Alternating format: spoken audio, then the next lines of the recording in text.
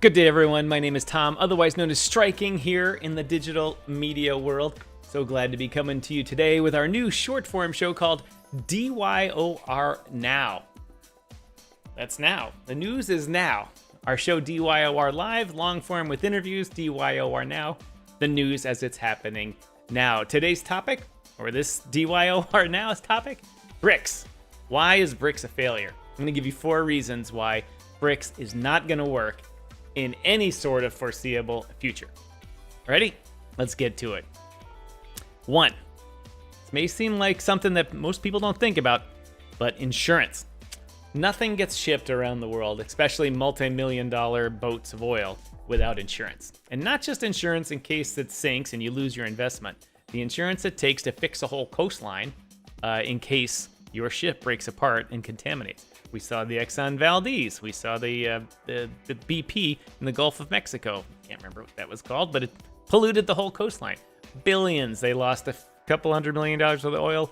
They lost billions and billions of dollars in cash in the cleanup and in shareholder value. Insurance does not go away just because you decide to take your money and run. Now, who insures things? Right. The Lloyd's of London. Lloyd's of London is based on what? Sterling, British pounds. How about US dollars? Yep.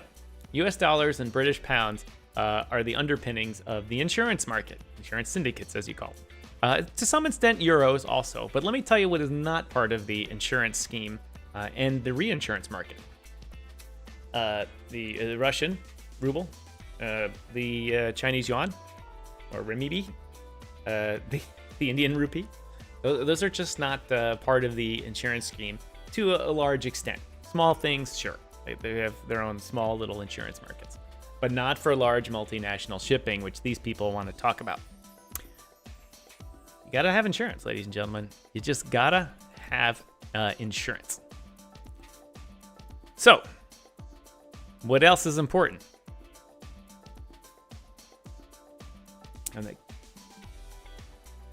Corruption. Corruption. Number 2 on the list is corruption. Why are these countries getting together? Right, so they can steal your money. That's why. Let's talk about the corruption index here. The corruption index is a nice little index of the world. It ranks all the countries according to ease of doing business legally and whether the economy is based on corruption or not, real and perceived. But let's go through the list of the BRICS countries. Let's just go right down the list. Brazil, of 180 countries, they're 94th. They're below 50%. Not good. Russia, 137. Not good at all. India, 85. Okay, better than average. Let's see. China, 65. All right, coming up a little bit. 65 out of 180. And South Africa coming in at 72, which they must have paid to get bribe someone to get that ranking higher. Anyway, so there's a whole bunch of other countries that want to join. Said, me too. They're talking about they've officially applied. All this. There's no organization yet. Nobody's officially applied. And some people on the list actually said, hey, haven't even spoken to those guys. A lot of false press going on. The Russian troll machine is operating in full form here. But anyway, let's go through some of the other countries that want to help create a currency to get rid of the US dollar, the pound sterling, and the euro from dominance around the world. Let's go through this list. Algeria, 171st out of 180. Argentina, bringing it up here, 94. Brazil and Argentina are tied. How about that? Tied. Let's see. Bangladesh. Where's Bangladesh? Little Bangladesh here. 147. Belarus. That's Poland. Belarus. 91. 91. Not doing so well. Venezuela. There are only 3 countries worse than Venezuela in the world, and those are South Sudan, Syria, and Somalia for doing business in. It's just how it is. It gets worse. I mean, it doesn't get worse, but it doesn't get any better. Honduras, 157. Iran, 147. Nigeria, poor Nigeria, they really try. They try, but they're still at 150. Very corrupt way of doing business there. Even Thailand coming in low at 101. Ethiopia, 94. The only decent country in the whole lot, they run their economy very well there, is the United Arab Emirates. They come in at 27, very high on the list. Good for them. Now let's go look at the G7. Let's look at the G7. The US, 24. Okay, that's good. France, 21. Oh, very good, very good. Italy, the bottom of the list at 41, but still very good. Japan, coming in at 18. Very good. The UK, also 18. 18? Japan and the UK are tied. Germany, 9. Let's see, who did I miss there? Canada, 14. How about that? The G7 are in the top of the countries that it's easier to do business, lower corruption, and lower actual and lower perceived corruption. These are the top countries that currently kind of run the world's currency markets. And people are saying that these other countries at the bottom of the list want to put together an economic union with a currency to de-dollarize the world. Come on, guys, really? Really? Do the people of those countries, what do the wealthy people in all those countries that I listed have in common? What do they have in common other than money? They have foreign passports for countries in Europe or the US or Canada, and they have a bulk of their money in Western countries. And the immigration moves from those countries to the G7 countries. Is there any immigration from China and Canada, or from US and Canada to China? People moving their money to store in China because it's safer? Moving it to India, moving it to South Africa, moving it to Russia. Are people lined up to get passports? No, they are not. Until that imbalance changes and people vote with their money, not going to happen. Okay, that's number 2. Number 3, what's number 3? Number 3 is the currency markets and hedging. What happens when, say, India is going to, Bangladesh is going to buy 1 million barrels of oil from India, roughly $1 billion, something like that. Or no, $100 million. Say it's $100 million.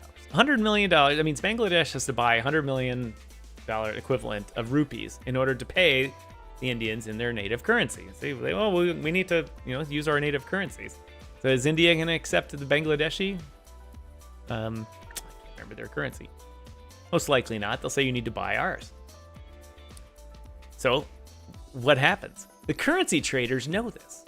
They know this, and they will front run the transaction and make tons of money. And basically, like arbitrage bots in crypto, they'll just drain the liquidity out of the market doing that. The more trades there are, the more liquidity that comes out. Next thing you know, the value's down here. It's very hard to do that with US dollars, Canadian dollars, and in the G7 countries' currencies, in the euro, because the size of their market is so large that any individual organization can't put enough foreign currency together to really arbitrage the market in a significant way, other than pennies here and pennies there. But imagine a trade using their natural currencies between Kazakhstan and Iran. Where are they going to get the liquidity for that? Those are big oil trading countries, but there's no liquidity in their current.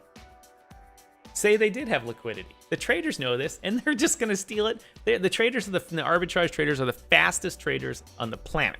They employ the best technology. They'll send spotters to watch ships throwing anchor. The oil gets paid for as soon as the ship's at sea, or right before it is. And there's just no chance. There's no chance all that's going to work smoothly. And the currency traders are going to be the big winners. Big winners until they've sucked all the liquidity out of those markets. All right, number 4. Where are we at with number 4? Number 4, let me just check something here. Number 4, accounting. You think, Tom, accounting, that's not a big deal. We can get accountants for that and take care of this stuff. Well, when you're dealing with national currencies, maybe a joint economic union, perhaps a common currency that's supported by all these countries, there has to be either one central bank or a network of central banks that works tightly together with full transparency. Does anyone think that's possible with any of these countries?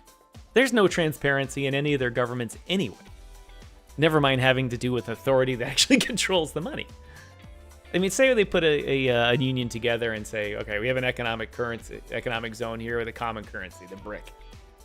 The BRIC. The BRIC isn't going to do that well because of accounting. Say Russia has a trade imbalance. China has a trade imbalance. How do they settle that? Do they have the central bank in charge by one person that can settle all these things? Like the BIS in Switzerland? Are they going to participate in that? Let the guys in Switzerland control their international settlements? I don't think so. That's not the point of having their own economic zone and own a currency. So how could they possibly settle all these things with 20 countries, different currencies? They would have to recreate completely what has been as long established in the Western world with the Bank of International Settlements, central banks of every country that operate very transparently.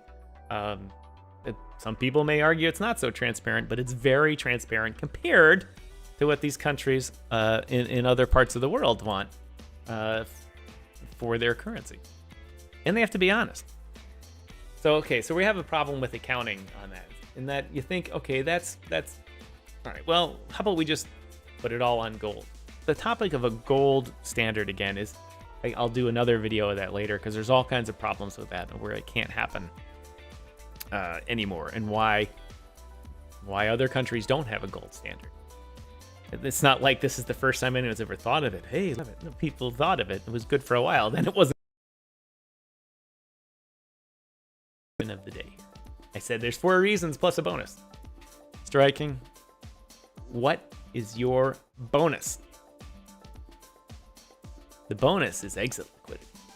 What is the corruption index? One of the things that people have to understand is that all these people have their wealth, especially the leaders in these countries, in dollars and euros and all that type of stuff. And it's hard for them to move it around and do nefarious things with it because they've stolen it from their country, they've moved it to the West, and there's all sorts of rules in the West, money laundering rule, anti-money laundering, KYC, all this type of stuff.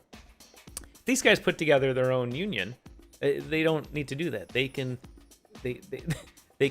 basically tornado cash their own money throughout the gold standard and then bring it into the rest of the world and have it be cleaned.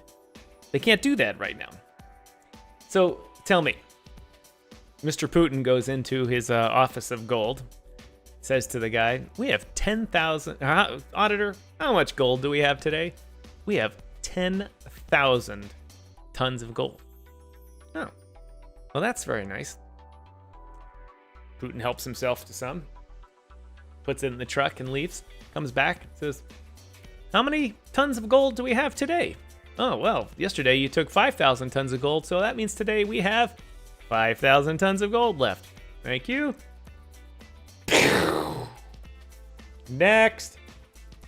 New auditor comes in. Mikhail, you're our new auditor. How many tons of gold do we have? 10,000 tons of gold. Welcome to the party, young man. You see, there's no way to possibly audit that. And once it gets out that either China or Russia, 2 countries that have done very well, basically taking the money out of the economy via their industry and stealing it out of the industry, or just stealing it from the treasury and paying the, I'm not going to describe how to do it, but it happens. What's to say that they're not going to take the gold? And that gold, as they say, is Putin's exit liquidity. All the money he stashed in the West is all frozen. The money that is currently in Russia that he owns, he can't do anything with it. I mean, whether he owns nickel mines and this type of stuff, can't do anything with it. Just is never going to enjoy it. But if he can turn it into gold, that money is instant cash all over the world. And that's his exit liquidity, ladies and gentlemen. Because that's how that works. Those are the 4 reasons, plus a bonus, of why BRICS is not going to work. I'll enjoy your comments. I'll reply to every one of them. My name is Tom, otherwise known as Striking. Thank you for watching a DYOR Now.